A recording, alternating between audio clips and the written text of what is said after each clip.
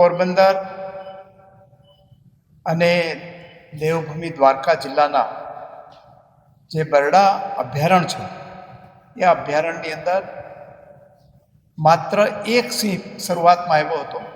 એ પછી આજે કુલ 1 સિંહ, 5 સિંહણ અને 11 જેટલા સિંહના બચ્ચા સહિત એક આખું 17ની સંખ્યાનું સિંહ પરિવાર આજે બરડા અભયારણ્યની અંદર આવી ચૂક્યા છે.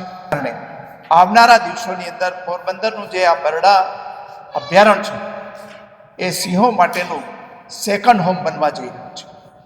એમની સાથે સાથે જે બરડા ડુંગરની અંદર જે જૂના તીર્થસ્થાનો છે, પ્રવાસન સ્થળો છે, એનો વિકાસ કરવા માટે પણ રાજ્ય સરકારે આયોજન કરેલું છે. અને એ મુજબ બરડા સર્કિટની અંદર સોન કંસારીના મંદિર, નવલખો સૂર્ય મંદિર, આશાપુરા, મોડપરનો કિલ્લો અને પોરબંદરની બાજુની જાંબુવનની ગુફા સહિતના જે ડેસ્ટિનેશનો છે એનો ₹40 કરોડ રૂપિયાના ખર્ચે વિકાસ થવા જઈ રહ્યો છે. એ ઉપરાંત વન વિભાગ મારફતે જે કિલેશ્વર છે એ કિલેશ્વરને નેચર કેમ્પ તરીકે વિકસાવીને બાળકો અને વિદ્યાર્થીઓ ત્યાં વન્ય સૃષ્ટિનો અભ્યાસ કરવા આવે એ માટે ₹2 કરોડ રૂપિયાને ખર્ચે આખો કેમ્પસ ડેવલપ થઈ રહ્યો છે.